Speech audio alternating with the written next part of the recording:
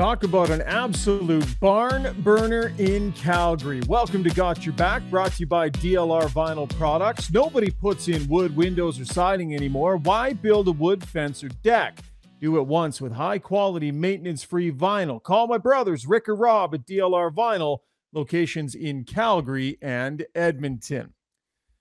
Welcome to your bonus edition, post-Battle of Alberta here on Got Your Back, as we welcome in Jason Strudwick with the high and tight haircut. Struddy, somebody went hard at you there. Yeah, it was pretty ugly. He was getting pretty long, and I'm not a guy that takes to a lot of haircuts every month. I just kind of do it when it gets really bad, and I was like, I got to get it done. So I went and saw my man Mo, and he's got the sweet touch. Brought it in properly. Mo is an appropriately named barber for what happened to you there. Unbelievable result tonight. Like, wow, we'll get to it in a minute, but I guess the first thing I'll ask you, were you ever part of like 14 goal games, especially 14 goal rivalry games? That is bizarre. Yeah, I don't remember that, especially when you look at the way it started. It was a pretty tight start and a good start by the Oilers. I don't remember anything like that. And people trying to compare it to the 1980s, if they'd scored got like that, we'd still be watching the game the next morning. Fights all over the place. Yeah. So wasn't that old school. Been a brawl. There'd been no one else on the bench. The trainers would have had to keep in a couple shifts to finish up the game. There's no way. So let's not get crazy and say that was the same as the 80s. That's being dramatic and very forgetful what actually happened. Wasn't exactly throwback, especially when you consider that goaltenders were getting messed with, star players were getting messed with in this game, and not much in the way of nothing in the way of any sort of scraps. All right. Let's dig right into this thing. It is time for your breakdown, brought to you by Park Mazda, where the newly redesigned 2022 CX-5 has arrived. Check out the brand new all-wheel drive sport design trim with its turbocharged engine and see the available colors and trims in stock at Mazda.ca. So normally when we break down a game, I got a pretty good idea where we need to start and the main things we need to talk about. But this one, I'm sitting here, I don't really even know where to start with this one, Strud. So I'm going to kind of beg this off on you a little bit, and I'm going to ask you, what do you want to talk about first? Because there is a ton of crap that went on in that game. Yeah, it was mind blowing. And I was sitting there watching. I kind of try to take notes, and then after a while, like, well, what am I even taking notes on anymore? Like, I'm taking notes on the notes I just took.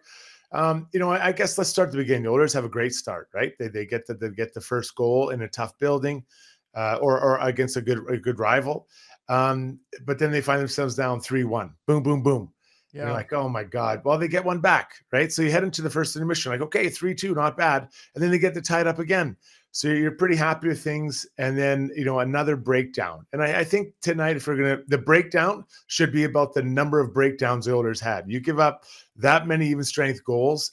And a lot of them were, just poor decisions, poorly played, wrong plays, bad stick, D-men playing outside the dots. Like, it was just on and on and on. And the goaltending to me is at the bottom of that list.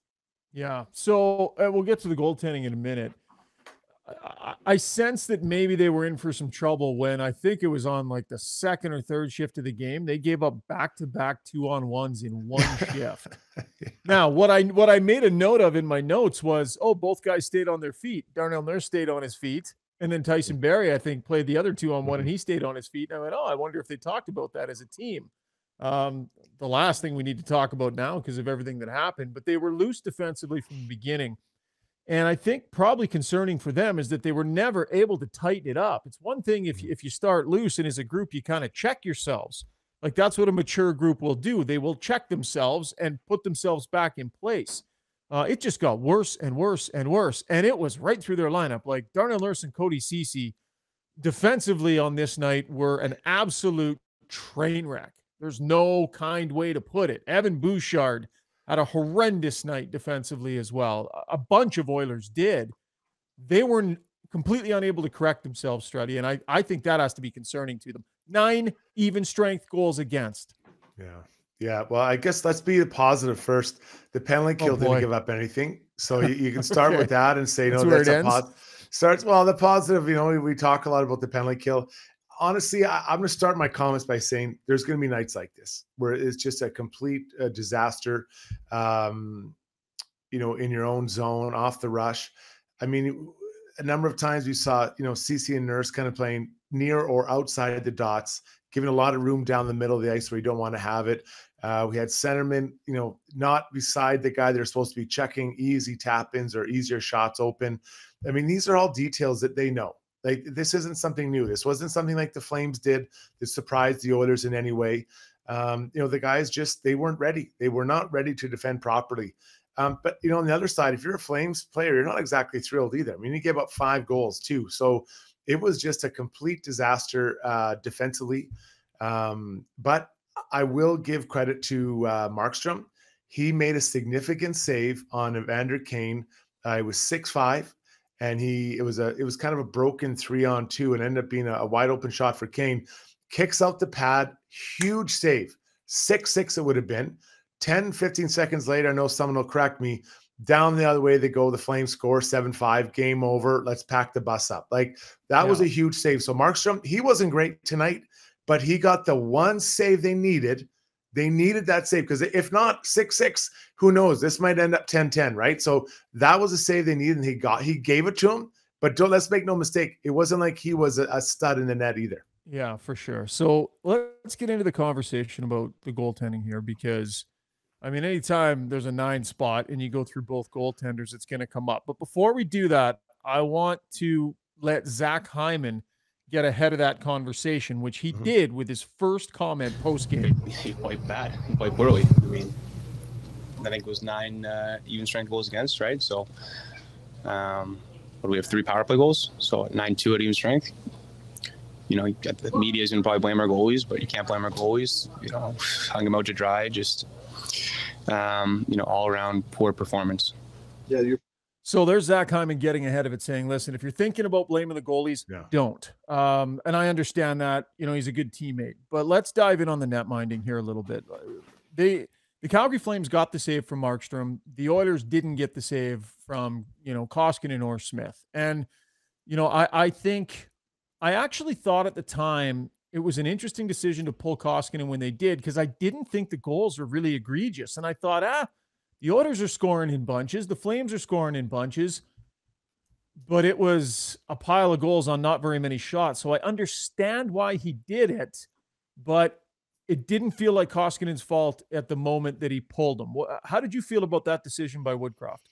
I was surprised at the timing as well. I didn't see it coming at that moment. I'll be here. I do not believe that goaltending was a major issue tonight. Yes, they let in 9 goals, and the shots against weren't crazy, especially early. I think the Flames ended up with over 30, so it kind of slowed down a bit. Their shot totals increased a bit. But I just didn't see it that. I mean, you think back to a lot of goals, it was kind of an open cage. A backing in on a rush, like Lindholm's goal, and you're walking right down the pipe. I mean, you're going to ring one in there, and he puts it just off or inside the bar. I look at it as, were they part of the solution? No, I don't think they were the part of the solution, but I don't think they're the major part of the problem. Now, they have been trending in the right direction, and I think that the guys are going to back them up. But you look at Leon Draisaitl, hat trick. He was -4 today. Now, I know some of those were on the power play, but it's still, that kind of tells you what kind of night it was. CC and Nurse, -4, -5, and I know people don't love plus minus, but when you look at a night like tonight, you watch the game, you look at that stat, it tells you a lot about what happened on that ice. So let's go to the Average Joe sound box and check in with Leon Draisaitl. It's obviously not good enough, so I don't really need to say anymore. You can't give up 9 goals and expect to win. So, well, you see the 9 goals. A lot of people might hang that on your goaltender. I assume you probably don't feel the same way. No, it's not. It's not on our goalies. It's on us. You guys have been playing really well, and your 5-on-5 play has been good, and your defensive zone play has been pretty good. And none of it showed up tonight. Any thoughts on how it just goes absent that way? Yeah, it happens. It's an off night. Not good enough. Obviously, starts with me. I have to be a lot better, and I know our group and myself, we will be a lot better. So Leon Draisaitl taking some responsibility on himself there. You like hearing that, I think, from a leader after a game like that. Also not wanting to put it on the netminders. Daniel Nugent-Bowman and Mark Spector, by the way, with those questions. So you know, when you hear Draisaitl taking that part of it a little bit on themselves on a night where he had the hat trick, like individual performances mean nothing to this group on a night like this, and that's reflective in Draisaitl's comments. I love it. I love it. He's right. You know, like it's not his first hat trick. He'll get other hat tricks after, but it doesn't matter. You know, they're there to make to play a game that is a fuller game than they showed tonight, and it wasn't good enough. You know, it wasn't good enough right through the lineup. You know, it's hard to feel good about an individual game when you have that type of thing. 9 even strength goals against. Like, just think about that. Yeah. 9 even strength. It's almost mind blowing when you think about it, right? It's just, I can't even imagine. You know, I don't know what the record is, but that's got to be up there pretty high. Yeah, and especially, I think it really takes a lot of the wind, or could take a lot of the wind out of the sails of a group that had rounded its even strength game into form. You know, they haven't given up a lot of even strength goals in recent games. They've done a pretty good job of dialing it in, and then this just blows the whole thing wide open. And I guess we'll learn a little something about them by how they regroup from this. And if they get too far off the path, you know, you don't want to get too low when things go bad and too high when things go good. This is pretty low, a performance like this for this group. So maybe we'll learn something next game and how their even strength game looks. I love it. You know, this is the kick of the nuts, and you're going to have those kicks of the nuts, and you got to figure it out. You got to figure out what happened. Okay, so first off, what happened? Well, we weren't good enough. We weren't committed to our style of play.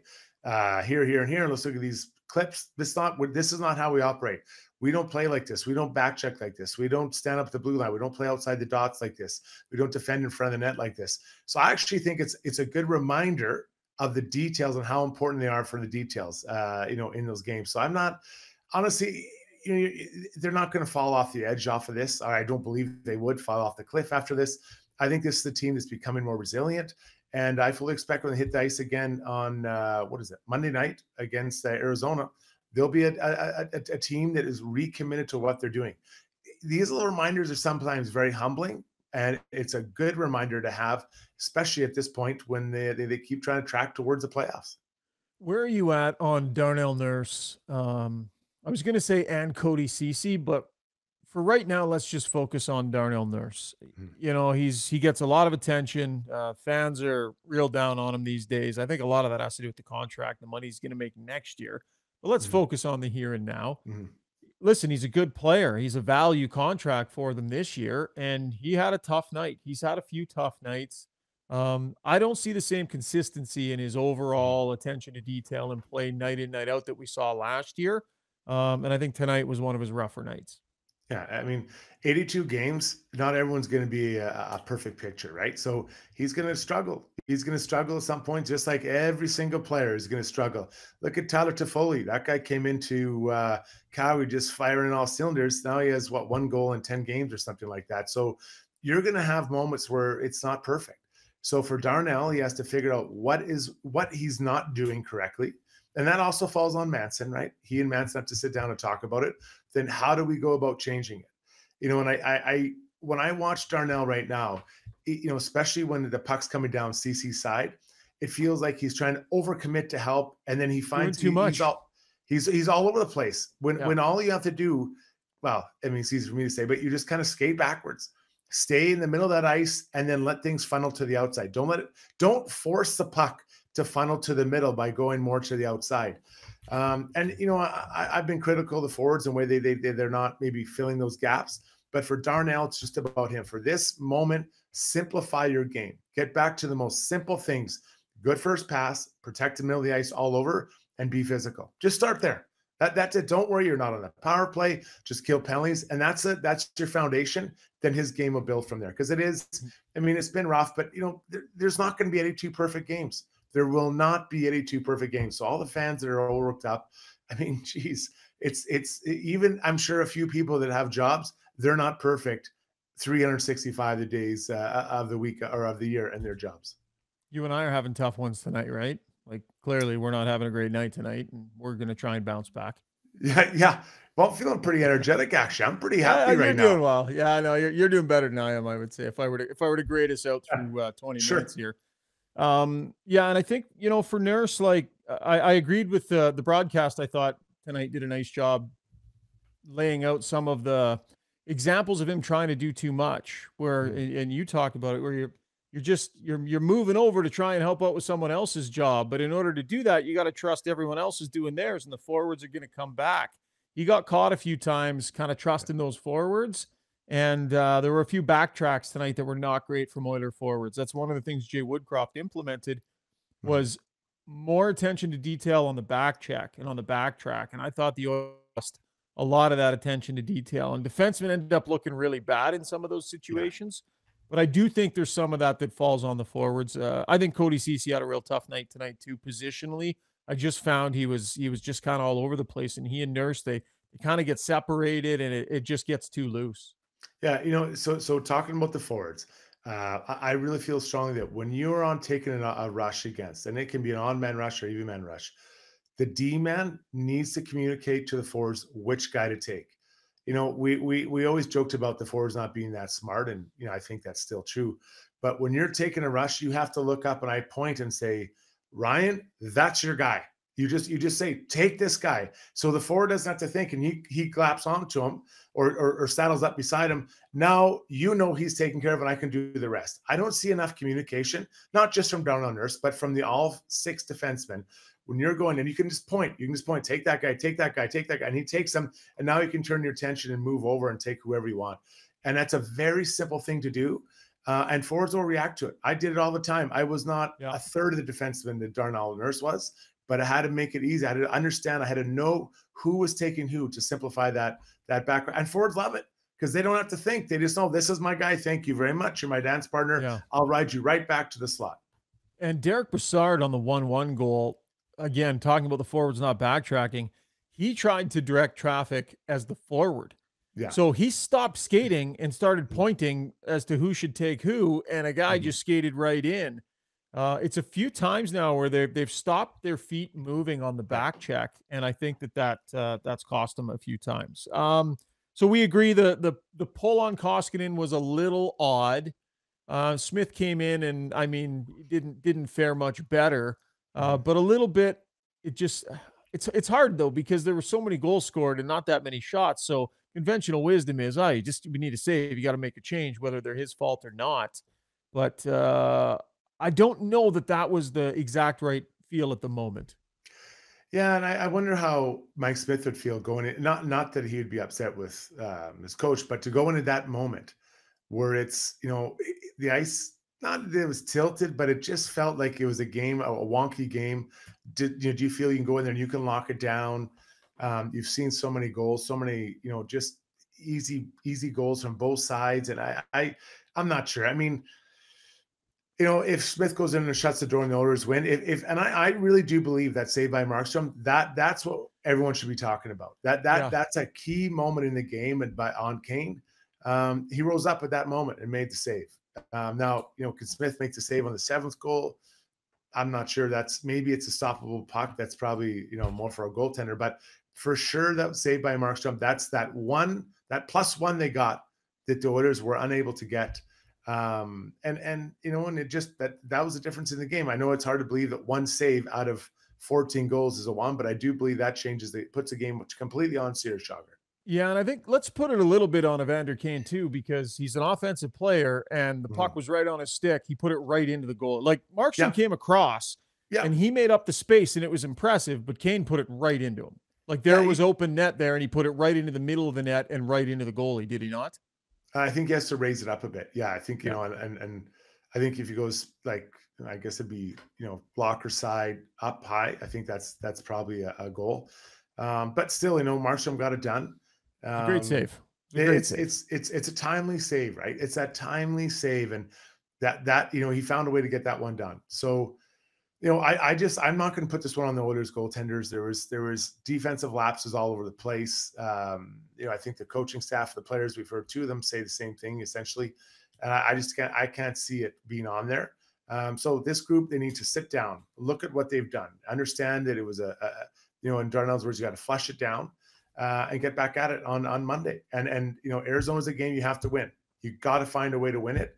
not find a way. You just have to go with the mentality. You're going to have the same start.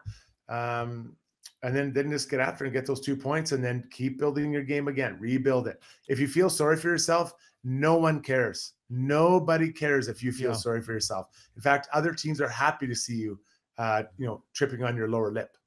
Far from doom and gloom here for the Oilers. Like they've been playing good hockey and they've got themselves in a decent position here. This will be a disappointing result for them because in a lot of ways, that measuring stick game, they were finally healthy. Their goaltending had been playing better. Defensively, they'd gotten themselves in order. Okay, let's test ourselves against one of the best.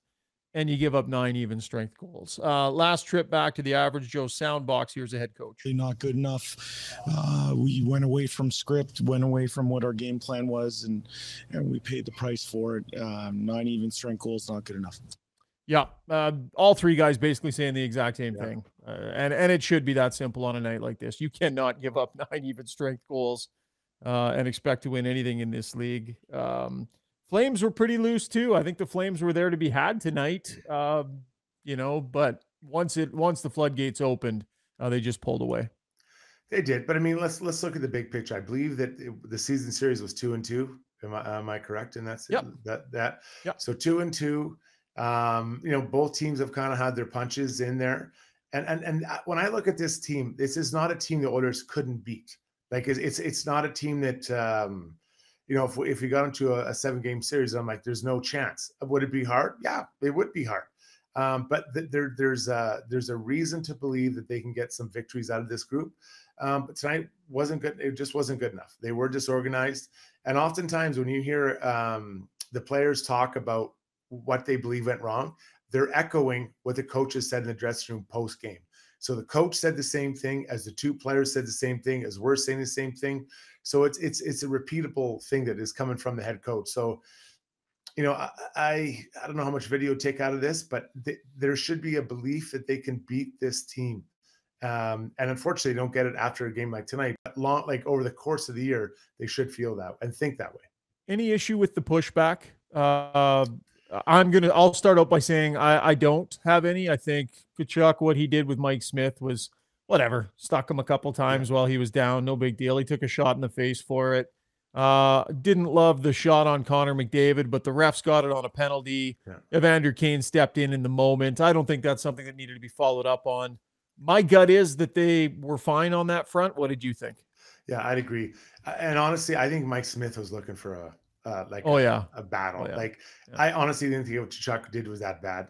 He tried to stabbed. He knew what he was doing. He stabbed Smith in the pad or wherever his stick was, and you can see Smitty like, all right, let's do this. Like he just jumped over and did it. I love it. I love him for that. I think that's great. The Conor penalty, honestly, I thought that was a stupid penalty to take. I hope he would take more like that. There's no reason for it.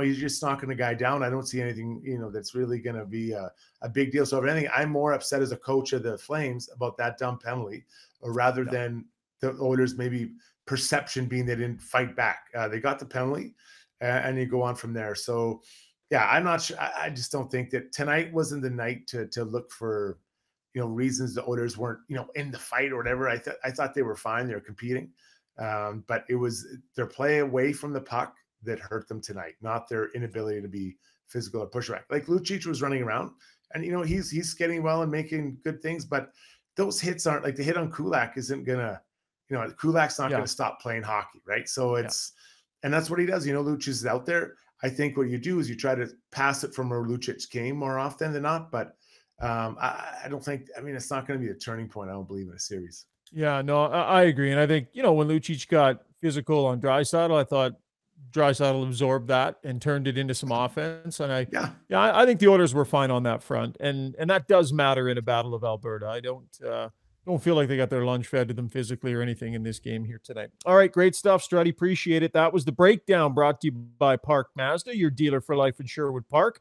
Off Y Road. Visit parkmazda.ca.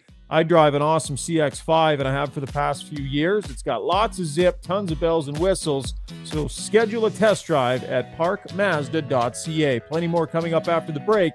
You are listening to Got Your Back, presented by DLR Vinyl Products.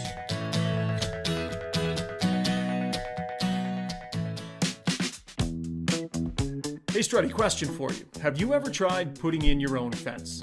I sure have. Between digging the posts, mixing up cement and digging the holes, it's absolute killer. It's brutal on the back. Well, listen, what if I told you you could put in a fence without having to dig a hole or mix any concrete?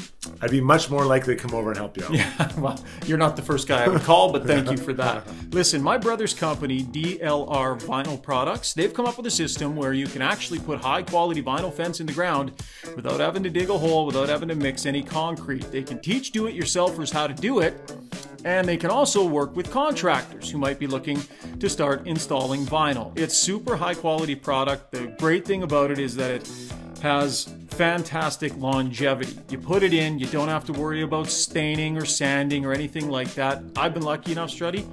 They've put in multiple fences in my different yards and they've built me 3 decks. I have totally abused the fact that my family is in the fencing and decking business, but it's great product. Give Rob a call in Calgary or Rick a call here in Edmonton. This is a company my dad started. It's a family business. I'm super proud of it, and I'm very proud that they are our title sponsors. That's DLR Vinyl Products in Edmonton and Calgary.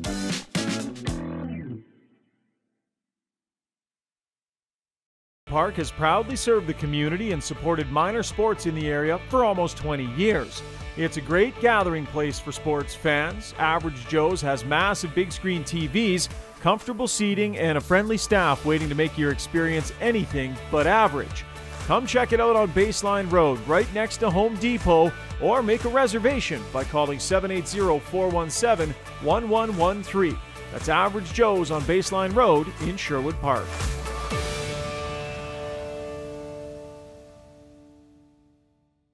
Welcome back to the podcast. Time now for Who's Got Your Back, brought to you by DeBoer's Golf Shop and Training Center. Struddy, what kind of shape was your golf game in when the season ended last year?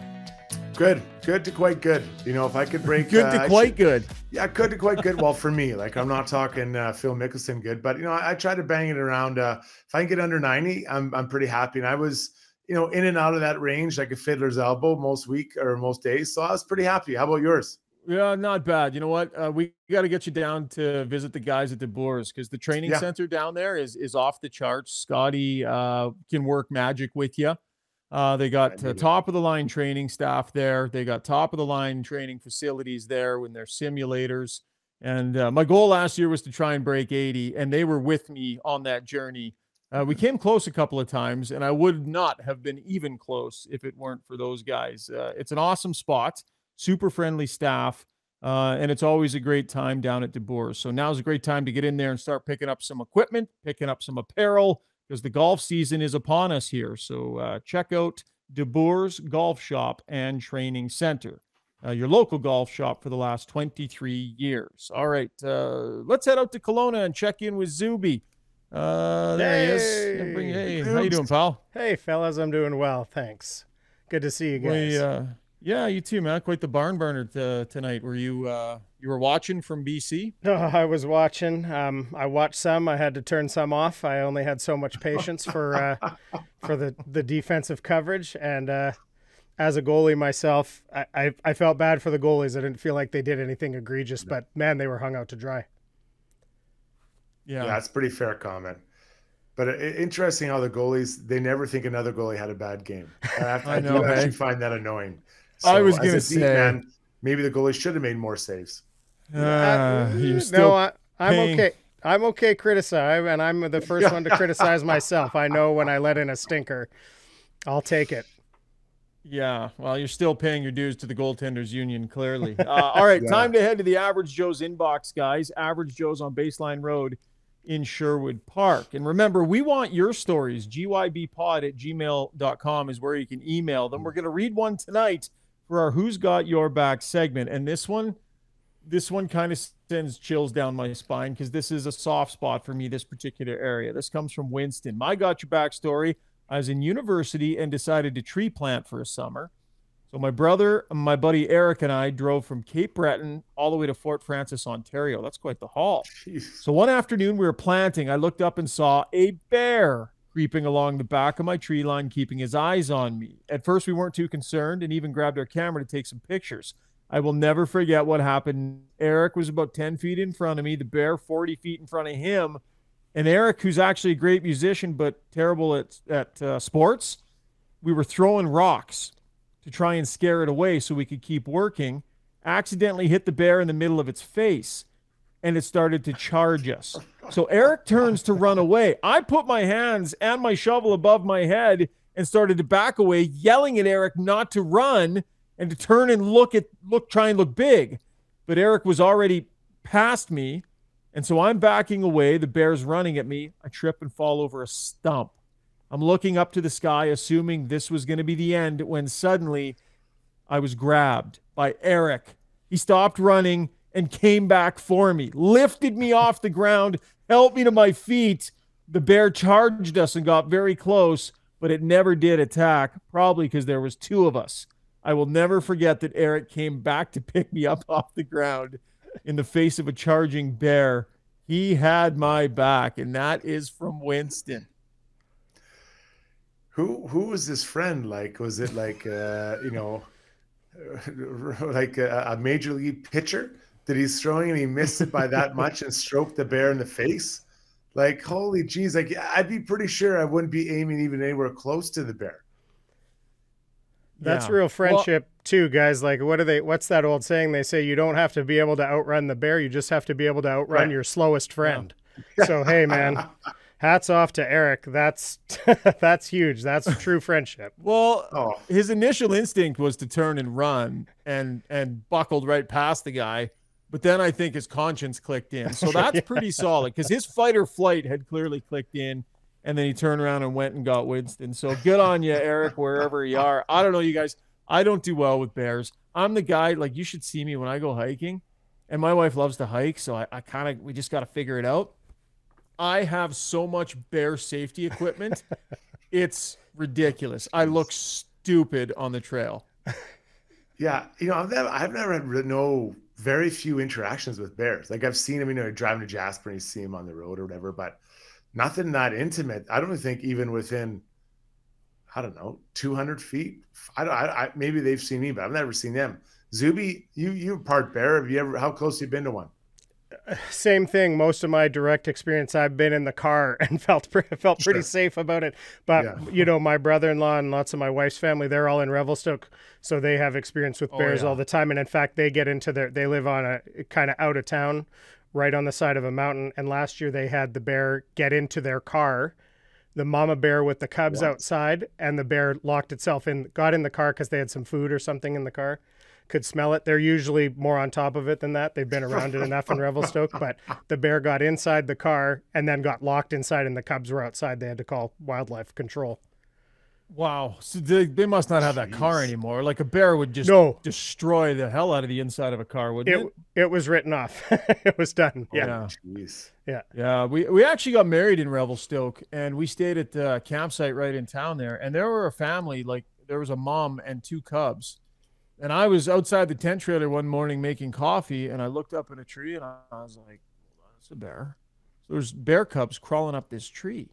Yeah. And so obviously, the mama's not far behind, and I hear rustling in the bush over behind my buddy's tent. So I was like, Keith, there's a bear. And he's got his kids in the tent with him. So he gets out of the tent, and sure enough, this mama bear, black bear, just comes walking right out. But it was in the campsite all the time, so it was used to being around people. I was not okay with any of that. I was not okay. And that's when I went and spent like $500 on bear safety stuff. Oh, jeez. I did an event with George the Rock, and we were at a like an outfitter's place in Grand Prairie, and they had a bear stick that apparently gives you a jolt to the bear, and this is for guys that work on the line and stuff like that. So George said, how much does that hurt? And he's like, well, you sting me with it. And everyone just turned and looked at him. I'm like, sure. So one of the guys in the place volunteered, and it's like one of those has like however many volts. And he jammed George the Rock, and he's like, ah, and just screaming. And to his credit, he didn't go down. And he didn't go down. I still laugh when I think about that. George the Rock being hit by I don't know if you call it a bear stick or whatever. It was the funniest thing I've seen. Like a cattle prod, man. You got to be in close contact to use that thing. That's what it was. That's last resort. If you're close enough to have to use the bear stick, that is life or death. Yeah, a few guys might have wanted to pack those, like one up their sleeve on a night where they were playing, George. If you get into a fight with him, just hit him with that. Well, he beat me up fighting one time. chance. He beat me up one time. I could have had 100 of those. It wouldn't have mattered. Oh, really? His hands were so sore by the end. My hands were perfect. I could have been a model. Tell us the story. Where'd the fight come from? What happened? Well, he was in the minors. He'd been beating everybody up. So my team convinced me that I could take him, that he had a glass jaw. I never found out he had a glass jaw. I didn't get one punch in. He might still have a glass jaw for all I know. And he wailed away. And I had so many, bruises on the back of my head. The Barney Rubbles. Yeah. The Barney Rubbles all over the head. I had to get a bigger helmet for the next period. And, we played against each other after that. I don't know, 50 times. I don't know, whatever. And I never once, I would go hard at him. Like, we played hard, but I never even once thought, like, I'm going to fight this guy again. It made no sense. I want to go get that one back. You didn't feel like, there's some heroes out there, like, you got to give me another chance. Got to give me another chance. I didn't want another chance. I got my chance. I got beat up on that chance. And the problem is he was so much stronger.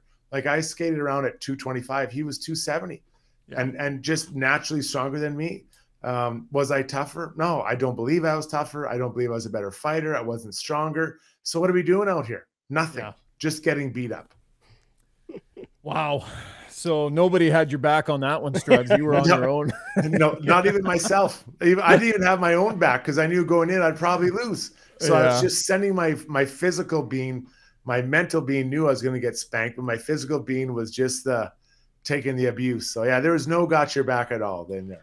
What about your teammate? Did your teammates, were they pumping you up because they believed in you or because they were feeding you to the wolves? No, so what pisses me off is after you lose a fight at any level, you come, you're sitting there because the period's over and they come in, they're like, hey, good job. You're like, no, it wasn't a good job. No, that was not a good job. Don't tell me that was a good job. Don't make me feel like, just leave me alone. Let me find a big helmet to cover these big bruises on the back of my head. It's still pissing me off. I didn't want to hear good job. It was not a good job. We all know it. Let's just move on with our game tonight. It takes serious guts to do what you did though, Struddy, and full respect for that. Pal. That's not easy. Not anybody can do that. Reminder, folks, we want to hear your story.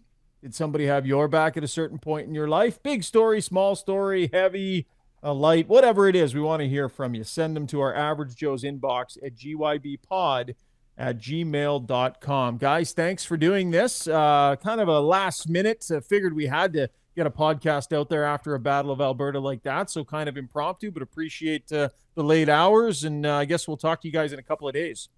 Can't wait, guys. Good job. You got it, Ryan. Thanks, guys.